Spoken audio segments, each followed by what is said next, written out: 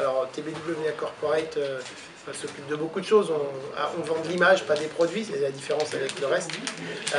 Et à l'intérieur de ça, il y a un pôle public, à Paris et à Lyon. Donc on travaille sur de l'accompagnement stratégique pour des collectivités locales. Pour un certain nombre, on se considère comme des conseillers politiques qui travaillent dans les agences de communication. Peut-être que les spin doctors ne sont pas encore créés en France. L'objectif, c'est un peu ça. Et dans cette perspective-là aussi, on accompagne sur on conseille sur l'ensemble de la stratégie de communication d'une collectivité. On appuie des équipes existantes.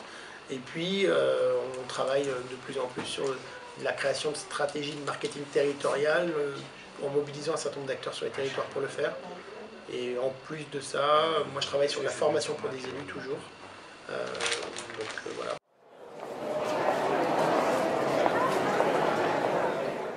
En fait, l'objectif c'est d'être différenciant pour un territoire. C'est pas juste d'avoir un logo plus neuf ou de crier sur tous les toits. On est rare par excellence comme l'aglo de Montpellier, qui est une campagne qui n'en est pas une. Enfin, si vous êtes étudiant en communication, vous savez que ce qui est important c'est le message. Ça c'est l'absence de message par excellence. Dire qu'on est rare, ça ne veut rien dire.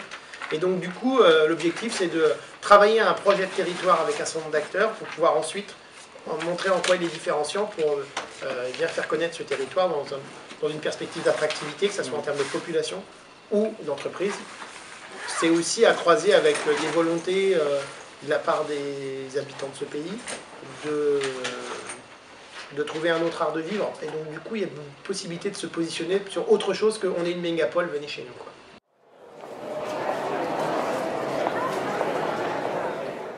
Alors ça dépend des structures, c'est sûr. Ça dépend souvent de la perception que les élus disent avoir de ce dont sont capables leurs habitants. Souvent c'est eux. Et donc du coup, comme la moyenne d'âge des élus est plus importante que celle des habitants la plupart du temps, leur perception de la communication est souvent un peu datée et ils sont facilement bousculés en tout cas, pour un certain nombre d'entre eux.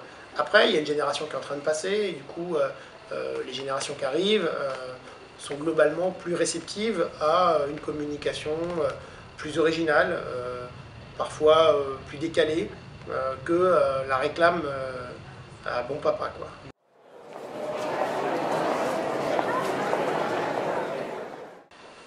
Alors d'une part, je conseillerais de travailler sur le guérilla marketing dans la version politique, puisque je pense que c'est une piste qui est encore sous-exploitée et qui va exploser dans pas longtemps. Je conseillerais de travailler sur un nouvel âge de la démocratie locale en incluant du numérique, sans penser qu'on a créé un site et on a demandé l'avis aux gens, donc ça suffit. Et globalement, je conseillerais aux communicants, d'une part, de mettre leur nez dans la politique, puisque c'est vraiment que comme ça qu'on arrive à comprendre les enjeux publics, et ensuite, de croire en leurs idées, à eux. Voilà, d'arriver à les imposer. Moi, par exemple, j'ai accompagné des gens qui croyaient dans l'idée des primaires. Ils ont fait le siège du bureau de Martine Aubry, ils ont fini par avoir raison. C'était pas de la com, c'était de la politique, mais globalement, ça a rendu service. Donc, globalement, quand on a des idées, il faut se battre. Parfois, on ne sera pas entendu. Parfois, c'est injuste. Parfois, on nous arrête avant de faire des conneries. Mais je crois que quand on est jeune, c'est ça qu'il faut faire. C'est creuser des pistes qui ne le sont pas encore. Et puis, ça peut donner des choses intéressantes.